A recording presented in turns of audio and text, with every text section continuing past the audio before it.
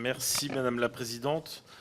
Mes chers collègues, j'ai l'honneur de vous présenter au nom de Madame la rapporteure spéciale Yaël Ménaché les crédits de la mission Anciens combattants, mémoire et liens avec la nation. Le projet de loi de finances pour 2025 propose de doter la mission de 1,9 milliard d'euros, soit un montant quasi équivalent à celui de la dernière loi de finances. Cela représente 0,3% des crédits de budget général. Si les autorisations d'engagement comme les crédits de paiement sont en repli, les crédits proposés pour 2025 peuvent en fait apparaître en légère progression de 0,4% en AE et 1,34% en CP, en prenant en considération les annulations de crédits décidées en début d'année 2024 pour un peu plus de 24 millions d'euros. Les tendances baissières résultent d'abord de l'évolution démographique des bénéficiaires de la dette viagère. À cet égard, la rapporteure spéciale souhaiterait que les dépenses ainsi économisées permettent l'indexation de la valeur du point de PMI sur l'indice des prix à la consommation et a présenté un amendement en ce sens. Le maintien de la référence à l'indice d'ensemble des traitements bruts de la fonction publique de l'État ne peut que conduire à la dégradation du pouvoir d'achat des anciens combattants et à placer les plus fragiles d'entre eux dans une situation de précarité.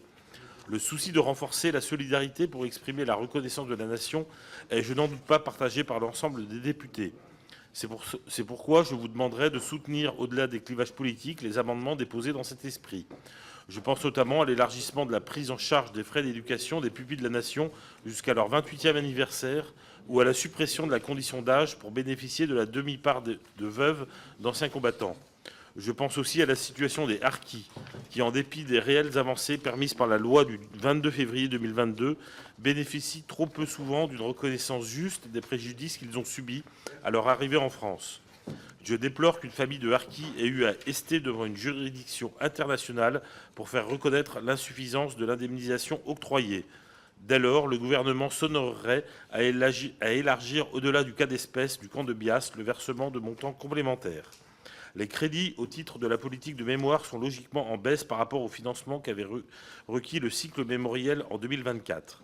D'autres actions mériteraient pourtant un financement pérenne, en particulier à destination des associations d'anciens combattants et du souvenir français.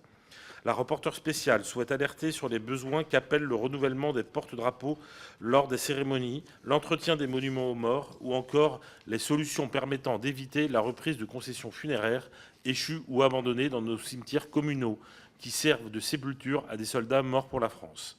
La rapporteure spéciale salue en revanche l'augmentation des crédits au titre du lien armée-jeunesse, dans le cadre de la nouvelle mouture de la JDC, Journée de défense et de citoyenneté, qui fait une place plus importante à la présentation et à la découverte des métiers militaires.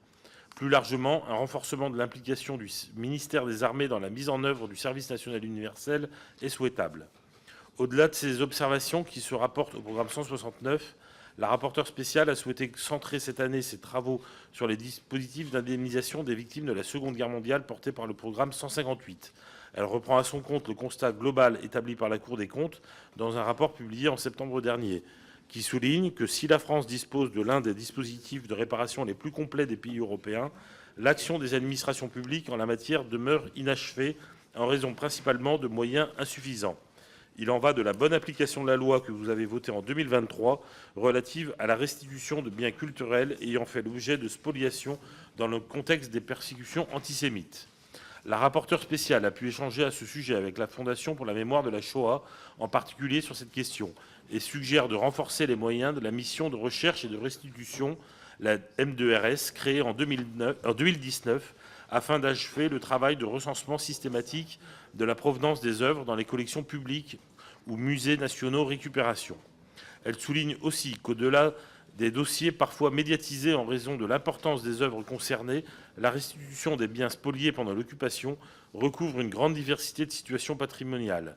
Le travail de justice entamé depuis le début des années 2000 doit être salué et poursuivi pour l'ensemble des ayants droit. Enfin, elle salue la mesure nouvelle exceptionnelle de 1 million d'euros pour soutenir les actions des institutions mémorielles de la Shoah dans un contexte préoccupant de recrudescence de l'antisémitisme. Je vous remercie. Merci beaucoup.